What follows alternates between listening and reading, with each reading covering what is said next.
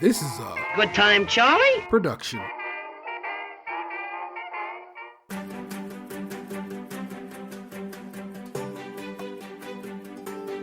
On your marks, get set, play.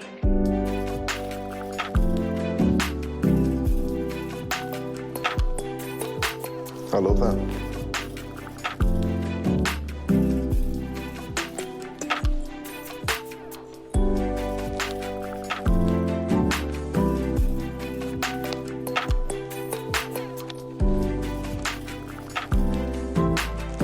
Good favor.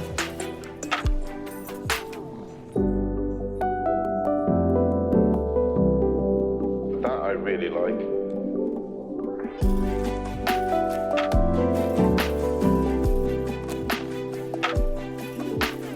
That is delicious. Bakers, your time is up. Welcome back to it. It is week 2 in the tent. It is Biscuit weeks, and this is Complexities. It's a great British Bake Off podcast. It is hosted by me, Taylor713. It's the homie Nick Jew. I know who Rebs is now. Oh man! My man Tatum216. Did you notice her brown eyeliner on her lips this week? No, because I was distracted by her eyebrows. Somebody else Oh, said something man. about their eyebrows. They was doing a little something. I saw somebody else somewhere on the internet with their lips like that today, and apparently it is just one of them 90s styles that has made its return. It's making its return right now. So she is late to the party and ahead of the curve at the exact same time. So we will see how that all plays out. Maybe British, people in the UK got it right this time first. yeah. Europe always come around earlier than the rest of us. We all No, don't get me started. They stole it from black and brown girls. We've been Well, doing for this sure. since the 90s. And Hailey Bieber has made it popular now recently, and they're giving her credit for a trend that people have been doing for longer than she's been alive. Yeah, I did see that she was wearing like one of those neon bubblegum peepers on her hips. So she's with the times. All right, remaining bakers, Nick Jew's favorite Rebs. Yanus, Sabira, Abdul, Sandro, Kevin, Mason, Maxie, James, Carol, and Dawn are who's remaining in the tent. It was a hell of a week this week. I truly was. Great week. It Great was week. a pleasure to watch this show this week. It did everything I like about this show. And so, yeah, I had a real good time with it and was super excited to talk about it. And almost immediately started picking my phone up to be like, and I was like, I can't do that yet because I know Ant's out of town. And I think Nick watches you watch on Saturdays, right? So I have a volunteer thing that I do every Saturday morning. So if I get to it, it's probably like Saturday evening-ish, but that's like going out time. So check in with me on Sunday early evening. Okay. Fair enough. Well, look at you volunteering, being a good soul, good spirit, as always. So, Try. yeah, do the damn thing. I usually try to watch like boom, like I try to watch like soon as like first thing on Friday morning, so I try to watch it like 3 or 4 times. But like T said, I was out of town, and Detroit has terrible food. Oh no!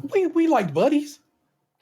Oh man, I'm gonna say Don't this. y'all have real a quick. thing though, like a Ohio, Cleveland, Illinois thing? Anyway, That's Michigan, and Michigan, I have Ohio. Yeah, and I don't. I got to tell you, I was born in Michigan. I have no affinity against or for that state. It's just there. I'm not one of those type of people. I love. Okay. I think everything is. I'm not gonna say I love everything equally. I'm gonna say everything is equally terrible. That's what's I up. think everything has a little bad. I went to Buddies.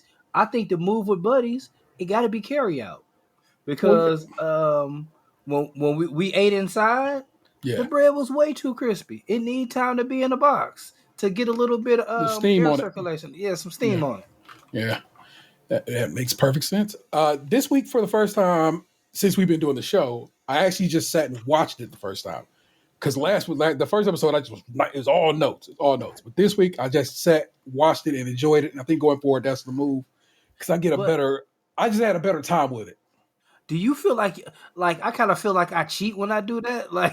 Because I know I kind of want to feel like I'm originally putting it down. Like I did just watch it, straight through, but then I was like, oh man, I wish I'd have took a note about that. First watch is for me. First watch is always for me. And then I know going to the second watch when I need to pay attention because I remember from the first watch the things that I want to take a note about. Only thing I couldn't do this week is I could not have earlier in the show told you who I thought was going home because of course I knew about it when I was writing my notes. And that's about the only difference I have found. And I mean, I told you who was going home last week. Right. You can always write your prediction down, like make that your only note. Just write your prediction down. Yeah, that's true. And in fact, that is the move. Going forward, that'll be it. I might, I don't want to put it on the internet because then people be like, don't be spoiling it for me, but still. Or somebody go give me an answer and spoil some shit for me, and I'll be like, it'll be upsetting. So, anywho, signature this week. 18 decorative macarons. Any flavor must be filled 2 hours.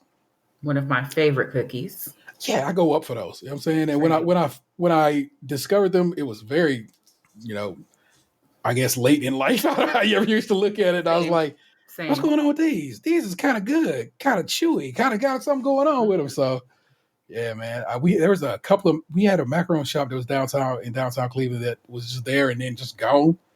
That lady was just like, so I was like, oh man. Too bad. So I had found them at a couple other places around town, but she had something special, and I will miss her.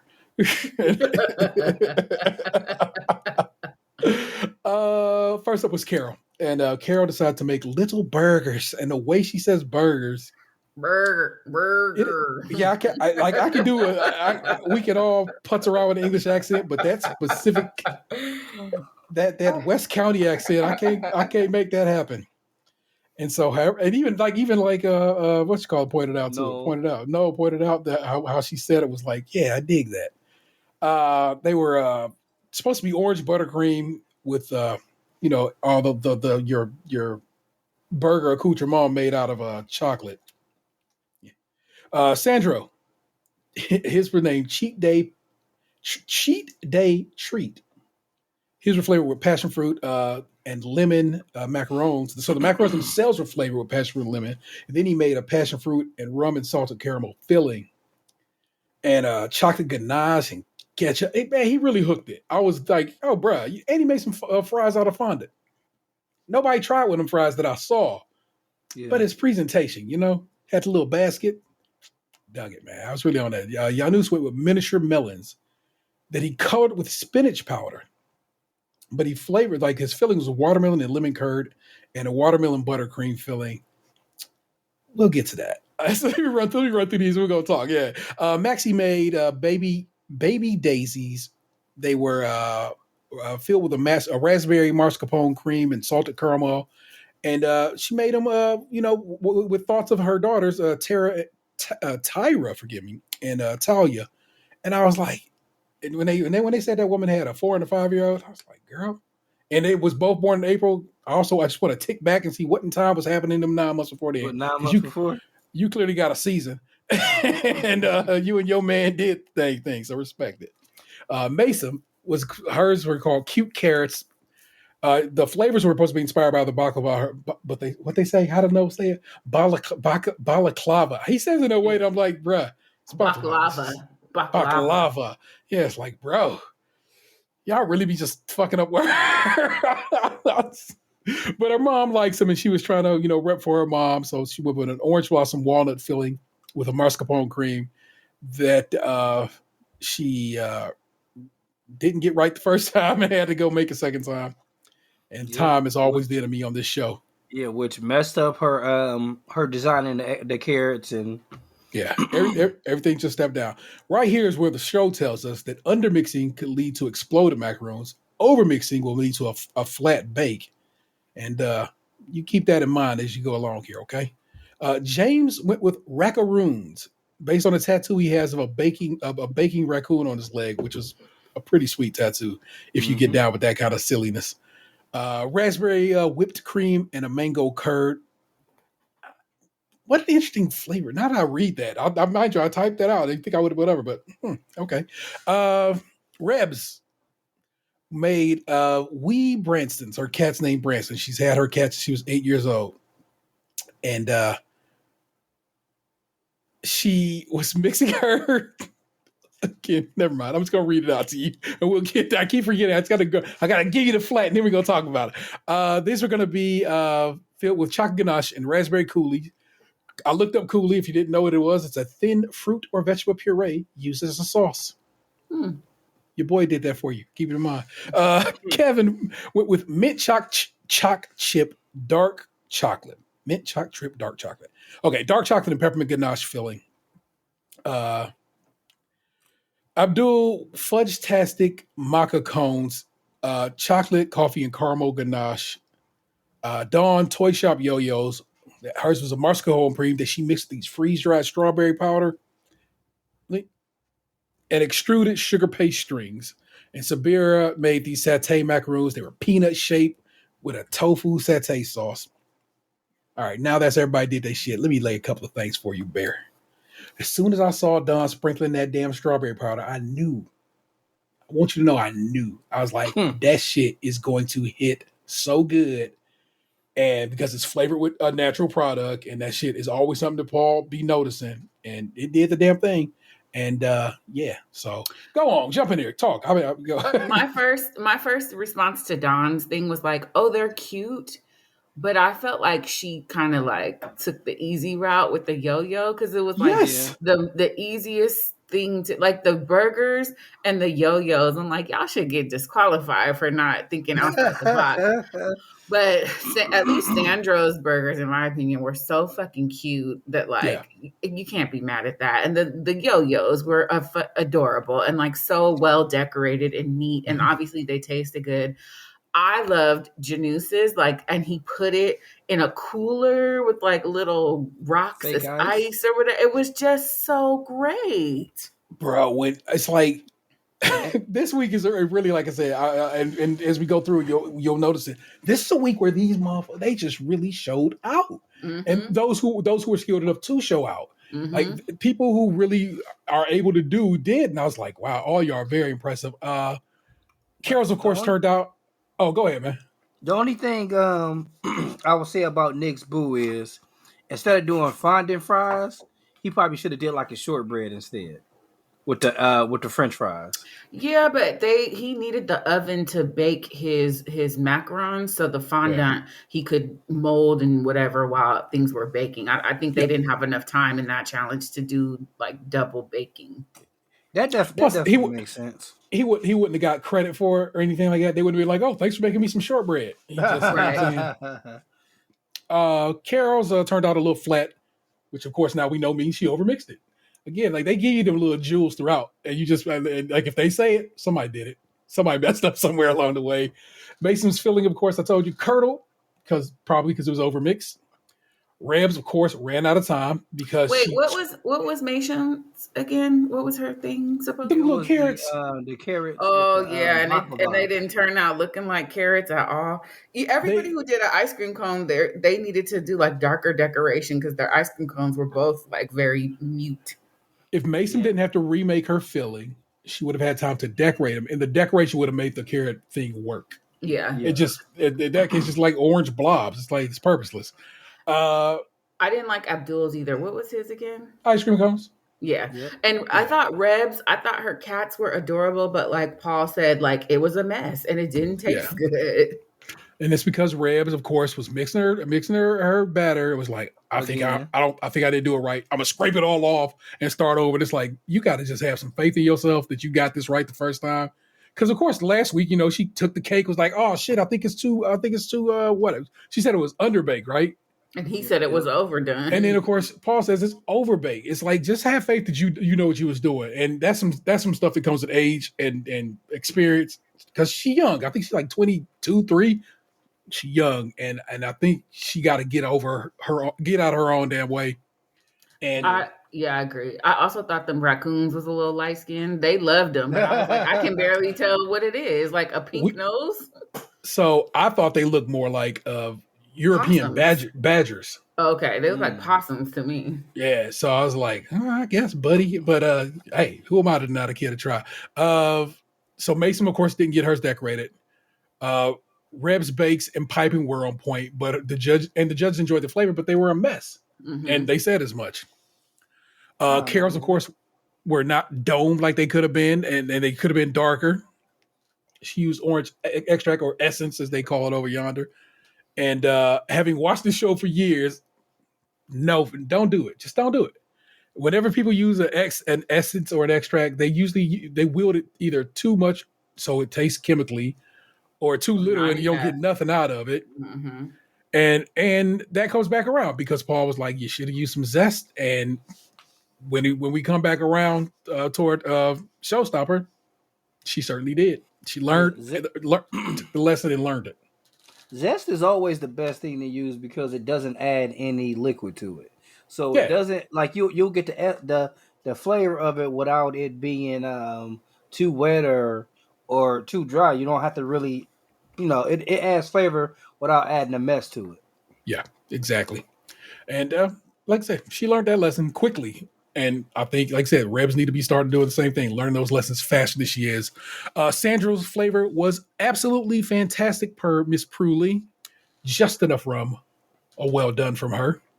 But Janus's macarons are quite dry, texture-wise. But the shape, the look, and the flavor were all on point. They looked absolutely gorgeous. And the fact they was dry just made me sad for that man. It's like, bruh, it's like they were so on point in every other way, but the one way you needed to be on point, and that's, a tasty cookie. Like we've talked about in the past, it probably came from the spinach powder. Like when you add like spinach or cocoa to, something like that, it kind of dries it out a little bit, but they did look beautiful. I think his was like my second favorite as far as looks goes. James's flavors was good, balanced, looked good, ate well. I've never heard somebody describe something as they eat well, but apparently that's what Paul went with on that one. They ate well, they eat well. Dawn's, I love this turn of phrase. We talked about it last week. Neat as a pin. Love the flavor, and of course, our first Hollywood handshake of the series. I screamed, because like she kind of was in the middle of the road last week. She didn't really do anything great or anything truly bad, but just how excited she was when Paul reached his hand. He gave her an earnest arm grab too with the shake. What he really liked about it was that he said the sugar stream was quite effective and clever because, of course, it's just like it's simplistic and like the whole like, oh yeah, it makes perfect sense. But he also says that sweet fondant brought to the overall thing just kind of helped. Everything about it worked end to end, and they were just gorgeous. If you have not watched this episode, go watch it and look at those yo-yos. That's why it's like, sure, basic in one sense, but you see how like, wow, you have to pipe those to look like that swirl in the. She killed it. She did that. Yeah, and it must be respected. Abdul's ice cream cones look more like balloons. She said it looked like a hot air balloon. Yes. As with nearly everything flavored with coffee, the coffee will win out every time, and therefore they didn't get any of the other flavors he was working with. Just leave the coffee be or beat that shit all the way back. And I don't understand how we have not learned that lesson yet, but again, hopefully in due course, all these people hopefully will learn. Kevin, who also made ice cream cones, his colors were off. His textures were so muted, very pastel. Yeah, I don't know. I mean, so of course we live in America. And they let us get away with, any kind of chemical in our food over here, but they don't over there. So I wonder if that's just what their mint chocolate chip ice cream would look like. A paleness to it. I mean, over here, we'll dye that shit green and make it real green, but that's what's up. Flavor's not great, is what they end up saying. The peppermint wasn't toothpaste-like, but just wasn't doing what they wanted to do. I guess they're not fans of mint chocolate chip over yonder. Mason, of course, didn't decorate the most. Spot on texture, but the orange blossom was too strong a flavor in hers. Sabir, look, bruh. Them shits was, in my opinion, near perfect in at least their look. Hand painted, they look just like peanuts. absolutely gorgeous. The problem that Paul had with them was they finished sweet. You got sweet, you got savory, and they finished sweet, and he didn't want them to finish sweet. He wanted them to start sweet, finish savory, and that would have been a unique kind of vibe. And they didn't. And that was enough for him to be like, nah. But Prue was fucking with him.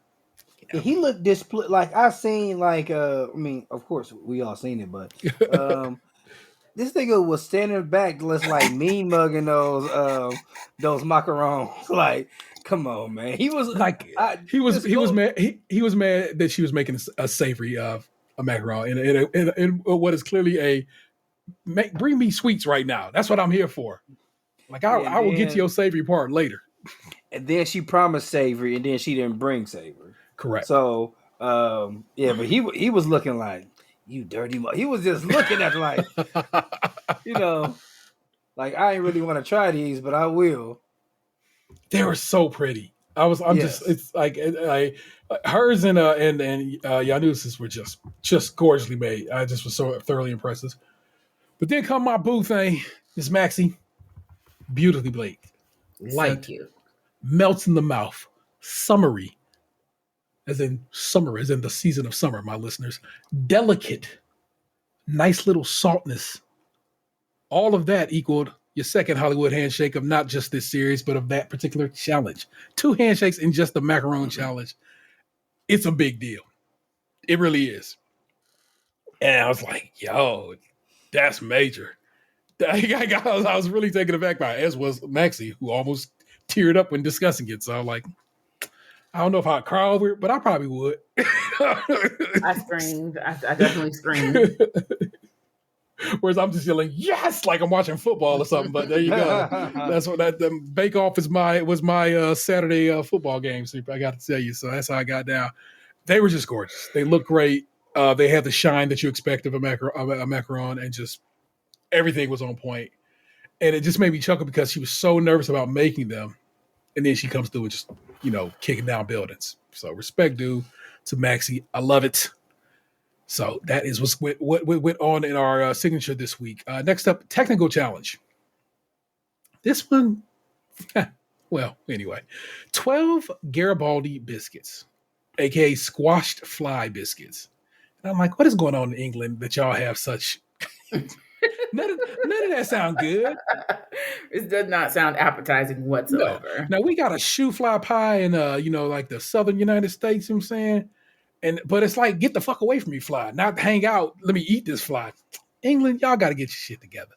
That was set by Prue. They had an hour and 45 minutes to pull this off.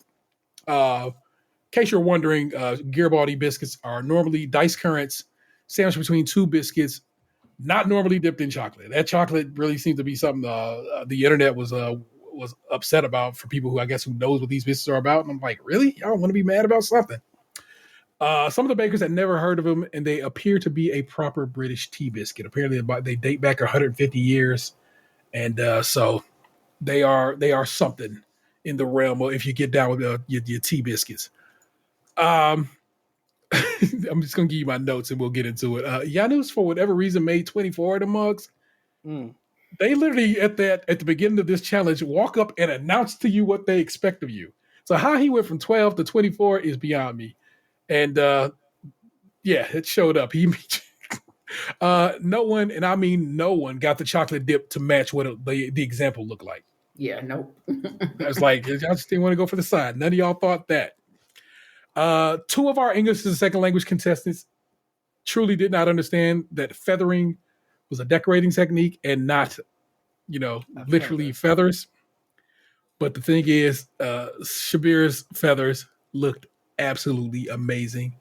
I hope she gets to use that feather manufacturing technique for another challenge on another day because it was so dope. I was like, yo, you didn't do it right, but you did something there. Them feathers look real feathery. And I was like, Paul said that shit was ridiculous, but meanwhile, I was like, how'd she do that? Yeah, it's like she used the plastic wrap and That's just amazing. And piped, and it's like, oh my God. What did she do for a living again? Oh, I don't know. I didn't even write it down, but I'll go back and look. But man, we got a lot of scientists and shit this go around. So some smarty art niggas. Yeah. Well, Abdul also tried to attempt it to make feathers. Abdul His did were not small. succeed. He just, oh my good Lord, that poor man. For judging, we'll start with Rebs. Rebs had nice feathering, but the biscuit was too soft, chocolate too thick, and the flavor only okay. For James, nice feathering, but very soft. The fruit probably wasn't dried out enough, but otherwise delicious, which is like, you be just bouncing off. You have no idea what to do with your emotions when they do stuff like that. It's like, was it bad or was it good? Come on, man. Sabira made, like I just said, an actual feather, and they were thin and a bit soft. Carol's were very uneven, taste good, and a nice crisp pastry. Sandro's, nice feathering, chocolate too thick, nice and crisp, and a good biscuit at that. So, word to She prove. is a cardiovascular research associate. Oh, wow. She's too smart for her own good. Kevin, thick, not the right size, uneven, should have been rolled thinner. Mason's described as fingers, and I'm unsure if that's good or bad. I truly don't know. Was that a good thing or a bad thing, buddy? I would say bad because I'm not eating nothing that resembles a finger. Properly baked, tastes good, but too thick. Abdul, underbaked, more chocolate on the plate than on the biscuit, and a terrible feather. Yeah, they look super wet. Yeah, everything about that I was like, bro, what are you up to? Dawn's chocolate was all over the place, uneven, and slightly overbaked. Maxie, a bit rustic, which is always that sneak diss. It's like, fine, but nicely baked otherwise. So, and a bit thick. So they just weren't rolled thin enough. Janusz clearly shoved together because he cut 24 of them mugs, and his method to repair this was, I'm just gonna shove them together and bake them together. Put them in the freezer or some shit. Like, baby, what did you do? This man was Star Baker last week, and this week he's shoving dough together, hoping for the best. He made that comment too, like how you don't get anything for being Star Baker, because like on some shows, if you win, you get immunity for the next challenge, and he definitely probably could have used that shit. Right, my man was caught out there. In the end, Abdul came in 11th.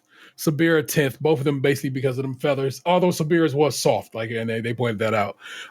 Dawn was 9, Kevin was 8, Mason 7, Janusz was 6, Maxie 5, Carol 4, Sandro 3rd. James came in 2nd and was wild excited about it. He had a good week, just in general. He did real well in signature and good in technical.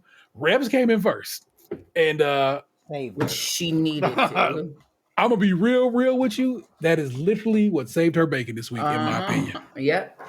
Yeah. So, I don't know anything about technical that y'all care to add your insights to. It's not something I would want to eat. It does not seem like something that would be good. I'm all about a nice, crispy, thin biscuit. I kind of like that idea. I don't know. I don't eat currants. I don't even know what currants are. They're like raisins, they like grapes.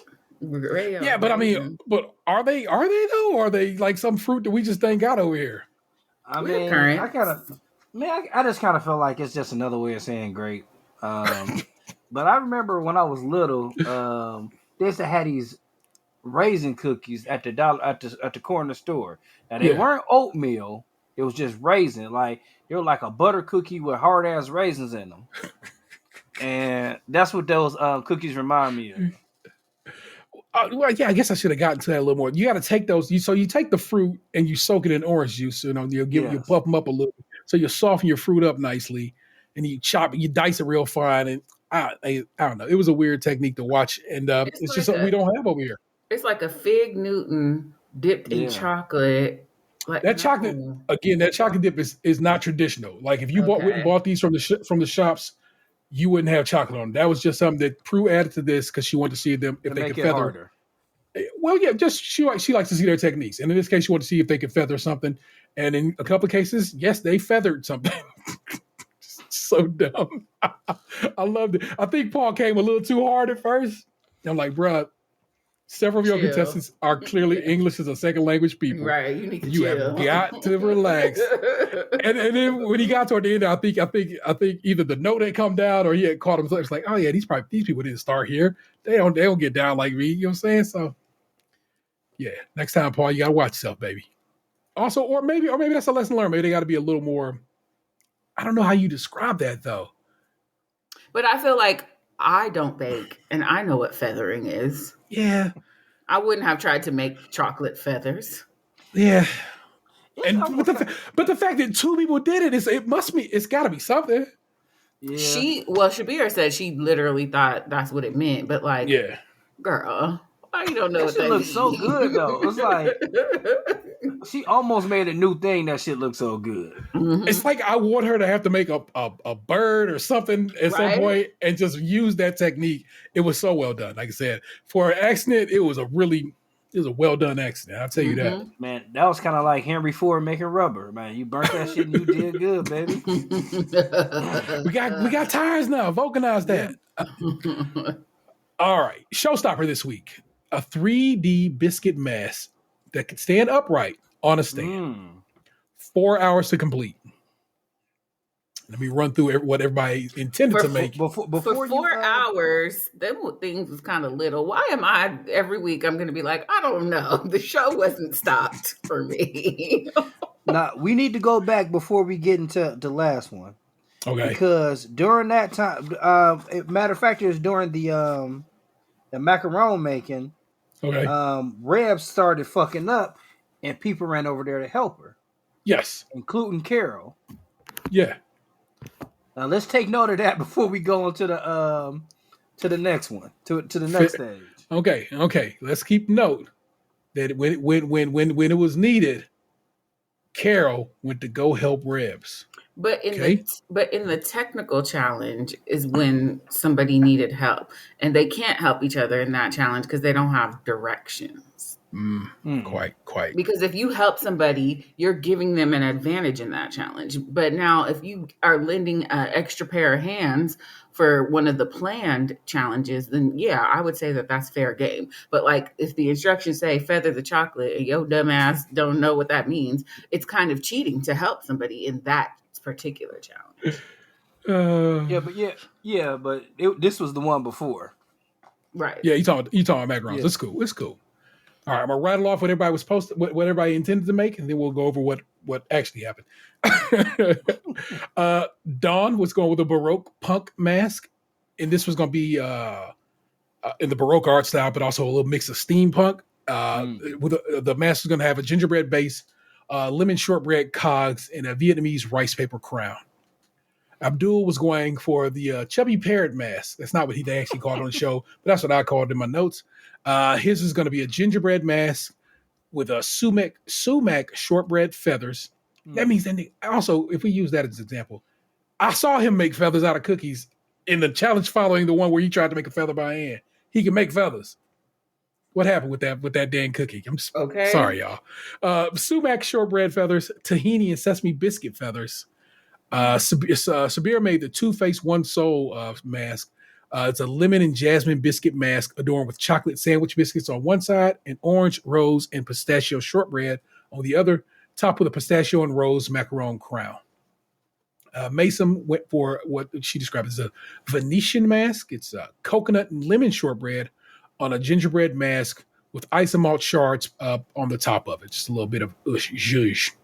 Janus went for a Cubist mask made with spiced Polish biscuits, strawberry sugar biscuits, a matcha powder flavored nose. Maxie made a masquerade mask, kind of a carnival vibe, cardamom toiles, macadamia florentines, coconut lime biscuit mask. Sandro made what his was called carnival mask. It was white chocolate roses, strawberry and elderflower sugar biscuits on a gingerbread mask base with sculptural isomalt decorations and ornate gold piping. Rebs was going for the floral fascinators, what they named it, in the Venetian style. Whiskey snap decorations on a gingerbread base mask decorated with royal icing. James made a horror movie themed mask made with brandy snaps decorated with spiced fortune cookies and coffee flavored Italian meringue buttercream. Carol went with a macaron masquerade gingerbread base that she made with lard. I bring that up for a reason. Decorated with mini almond macarons and orange 12 feathers. Kevin made a mythical siren mask, it's a gingerbread starfish decorated with macarons as barnacles, brandy snap seaweed, and an isomalt crown. This is what everybody intended to make. And trust me, I have notes. But as I watch people bake and decorate, and I'm just like, there are some people here who are doing some amazing things. There are some people here who probably should be considering packing up they pots and pans. Because, brother, it was a real stark difference between those who was banging and those who were not. So different. And like it was almost like children doing one thing and a trained, pastry chef doing something else. It shouldn't be that big a difference between these bakers at this point.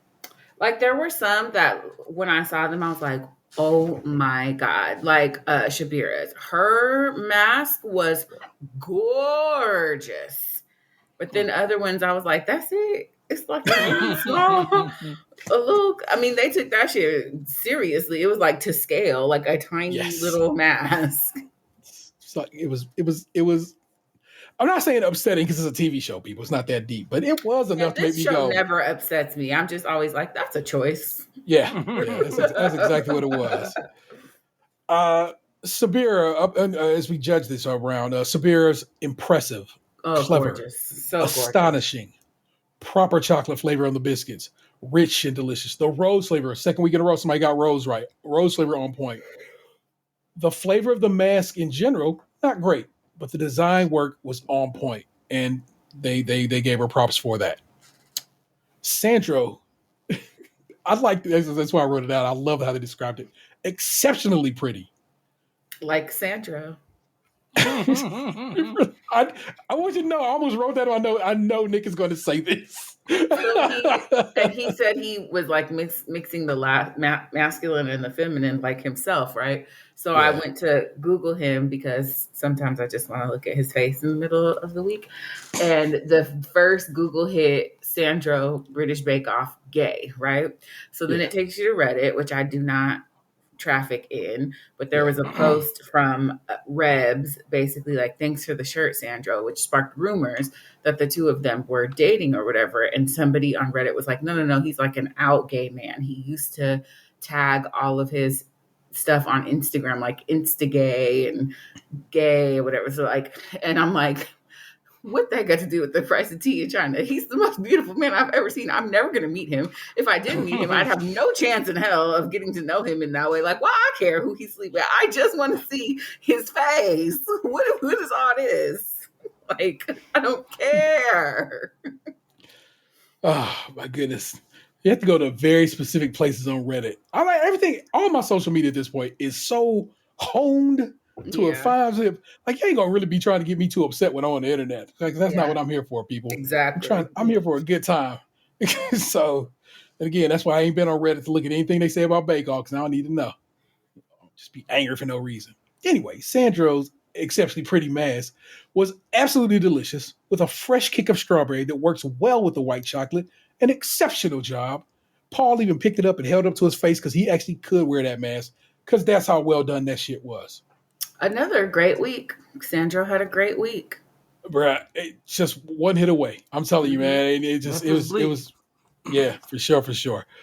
James, an amazing job. Incredible detail. Delicious. Overall, fantastic job. To see him manage what he managed with the cookie that he made it with. Brandy Snaps is just like super thin. In fact, we later watched somebody, Kevin, right after this, smash some of his that is made from brandy snaps because that's how fine and delicate they are as a thing. He even said when he practiced with it that the mask fell apart. So the fact he was like, I know I can do this and still pull it off. I understand why he wasn't, but he definitely, in my mind, should have been up for Star Baker. Not saying he should have been Star Baker, but definitely he should have been in the mix. Kevin, not much of a macaron.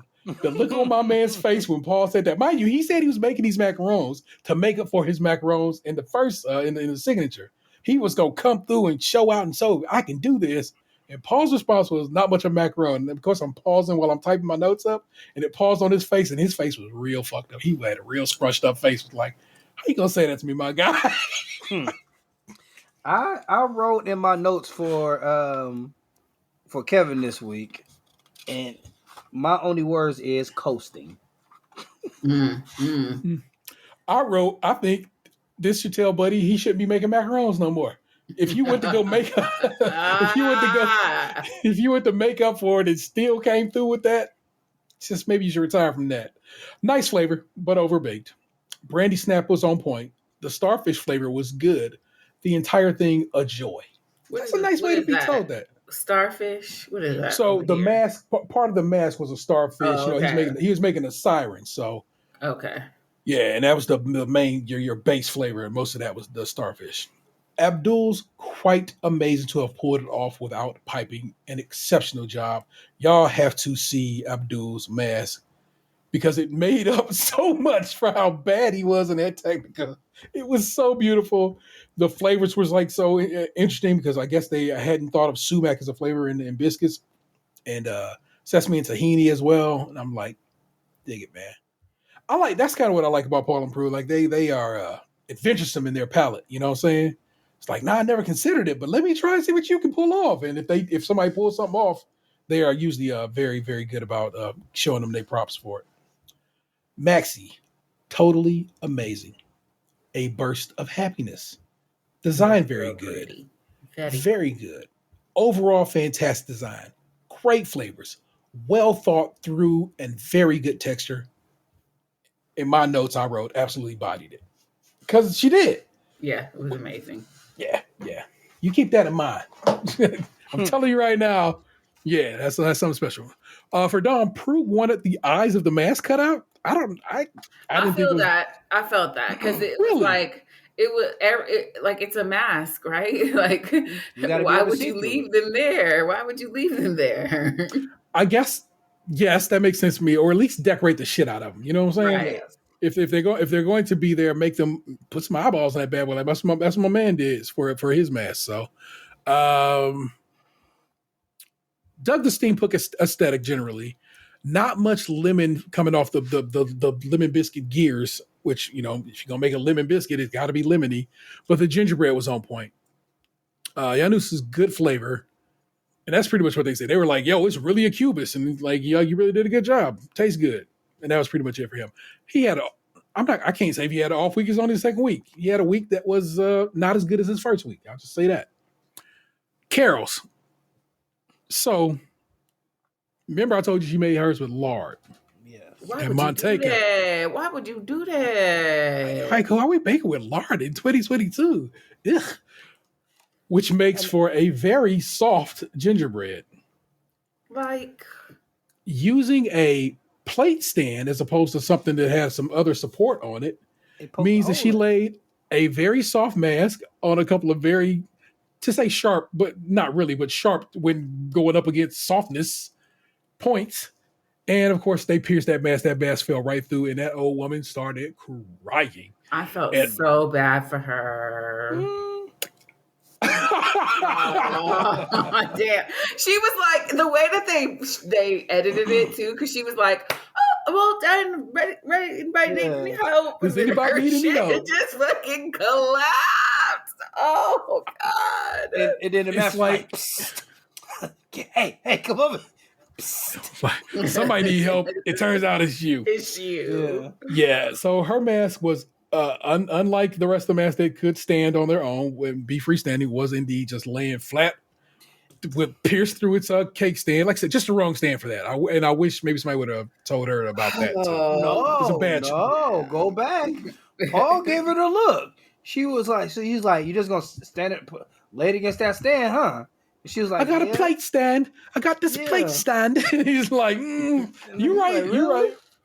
He looked at her and like, I'm telling you, I said this last season, the camera crew are the fifth judge. Because they put that camera on Paul, like, he was like, so you just gonna put it on the stand, right?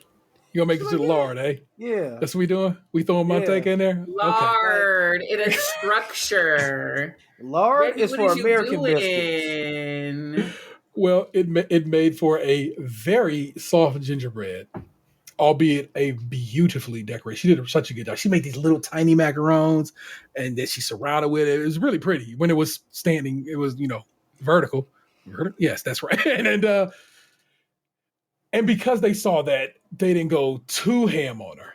But then, of course, they did. They told her immediately. They say, "Look, right here." He just touches it, and you watch it kind of like bow inward, because at that point, it is like gingerbread. It is not a cookie or at all a biscuit in this case. No snap to it at all. It's literally just bread. But beautiful piping. The orange zest twirls, because guess what she flavored them with? Zest. Correct. She did indeed zest them hoes, and they were delicious, as we find out, because guess what? She learned her lesson quickly, and I guarantee you that lard is going out the window next time, because she learns, and I gotta respect her for it. Yeah, Rebs lard is for pie crust and breads, like to get the flaky layers and stuff. I don't understand why she would even use lard. It's just because she said so at the beginning of episode 1, that she's an old school baker, and that's just how she probably learned the game. And it's like, I don't bake, I bake with lard. I bake with butter. I mean, that's just what it is. And I bake with salt and butter, even though they tell you never to do that. Here's the secret: just remove the salt from the recipe. Your butter will carry you the rest of the way. Promise you. Rebs, charming, albeit small. Could have done more. Spices too hot for a ginger biscuit. It was quite small.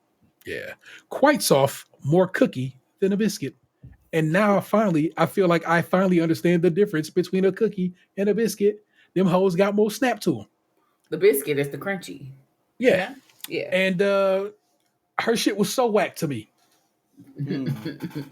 As I tell you right now, technical is what saved her baking this week. Because if you see this shit, you be like, compared to everybody else's work, even compared to Mason's work. Oh, Mason's was beautifully decorated. It was, like I said, whereas Rebs was just like, it was alright. It was like the little very thin cookie things that she had on. That was cute or whatever, but like you could fit that shit in the palm of your hand. Yeah. And therefore I'm just like, plus she had like made a special mold. You thought she was going to come through. It did not. And I didn't really like the way she was talking to Kevin or whoever that was. Like, I need a hand over here. Like, girl, you better ask nicely. Don't nobody have to help you. For sure. Bruh, is again. So who ran the Carol when Carol's thing broke down? Mason. Oh yeah, that's true. Yeah. Afterwards. Was right there. Was like, what can I do to help? And she was like, there's no fixing this. And I was like, she just cried in her arms. Yeah. And sometimes that's all you can do. And then I was very touched by it. Of Mason's, a nice design, simple but effective. Never want to hear those words. Want you to know that. It's another sneak diss, another Paul Hollywood sneak diss. Would have liked to have seen more. Mason was finished a good 10 minutes before everybody else. And I mean by a lot. Chilling. She's sitting there like, that should tell me something, shouldn't it?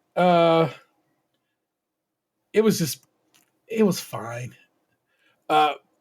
Again, what in my notes it says, right, technical win is what saved her baking this week. Everyone else came through so well that it made Rebs and Masons look trash by comparison. It just, like I said, it was children playing and artists working, and with those two, and they are, like I said, they're both the youngest. They're both super young, so that's not as disrespectful as hopefully it sounds.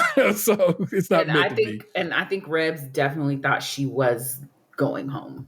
Yeah, because she probably should. I'm not saying she should have. Again, she came through that technical. She could have, but she could have, because, like I said, not getting her shit together for during the signature and this terrible match, just awful. People, not awful compared. I want you again, like I said, once you look at everybody else, you're like, oh, well, yeah, these are works of art, and hers is not. So that's just all it was.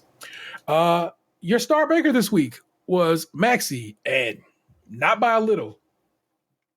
Earned that one, and like I said, fifth, came in fifth for a technical, but got a Hollywood handshake in signature, and came through with what was just an exceptional mask.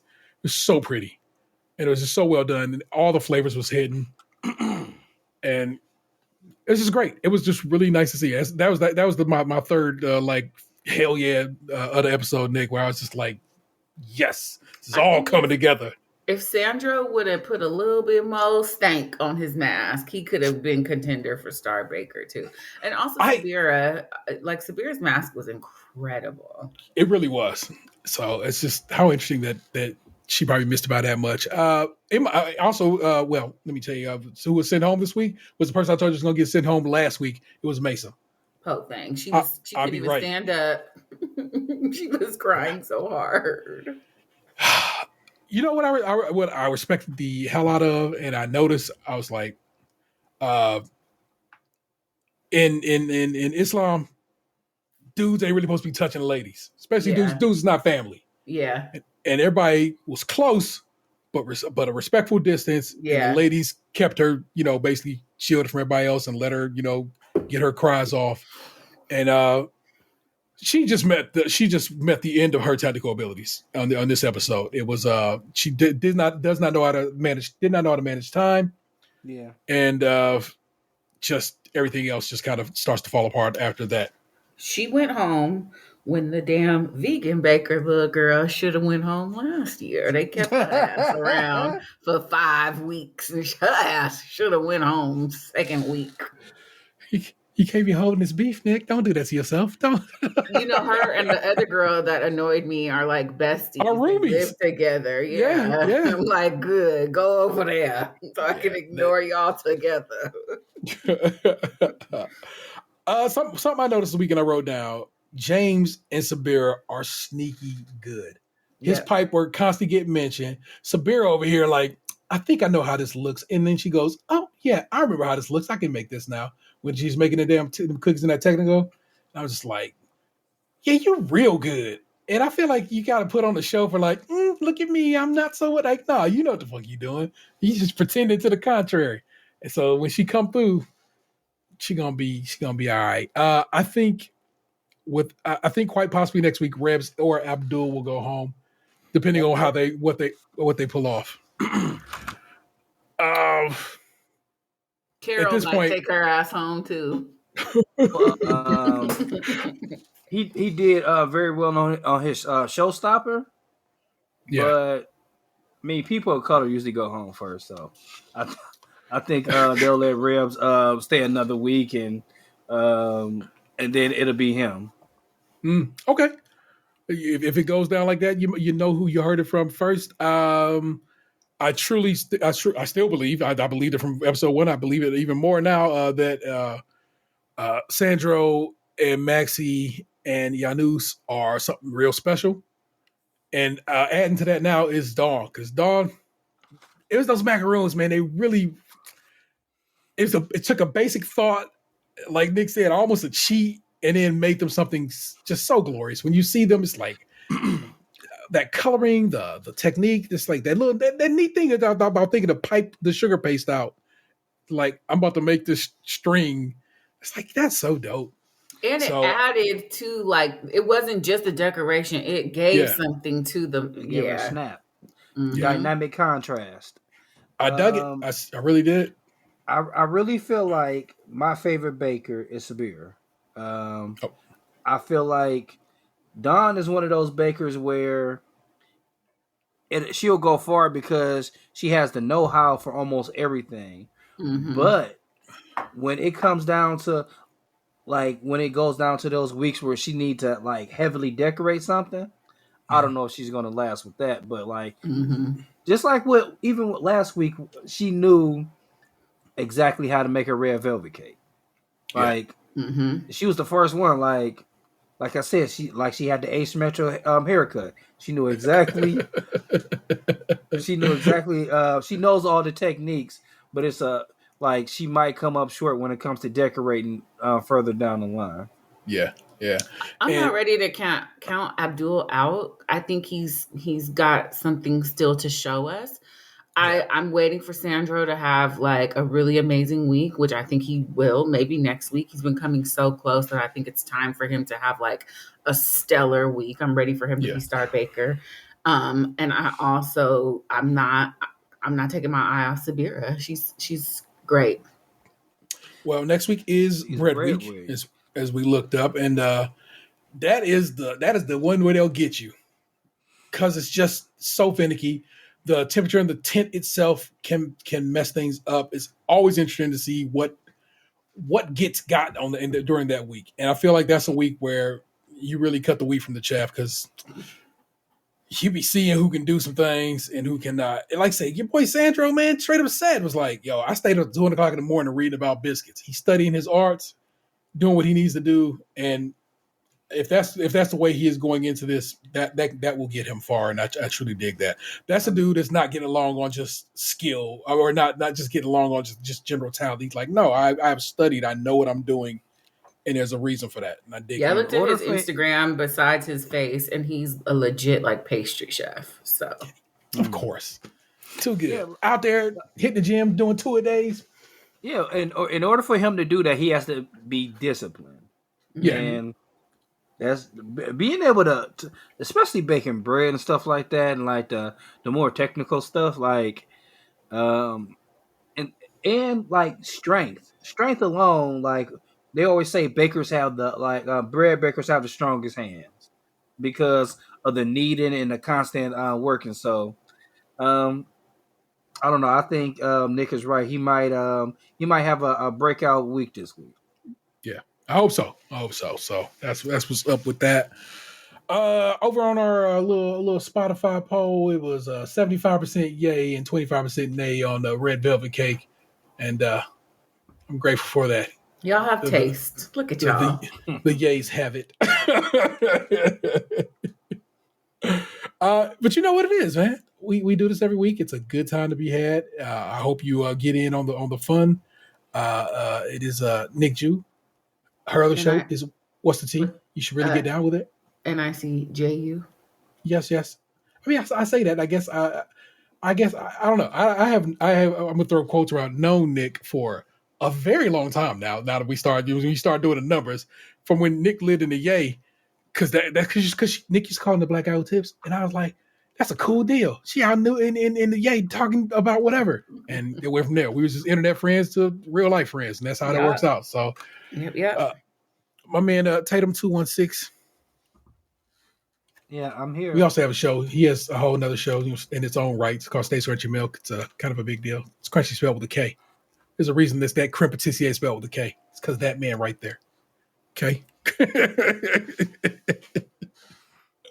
I'm the Internet Taylor 713. Hit us up. Podcast at stagecrunchymilk.com. Give us a call. 216-264-6311. That's 216-264-6311. Guarantee you we'd love to hear from you. We play it on the show. Have a good time. We will, of course, come up with a poll and a question after we hang up this stop recording, because I don't know what I'm going to do now. But I'm hyped for it. Next week, Bread Week. We'll see you then. Till then, peace. Hey, what happened to you? You used to be blue.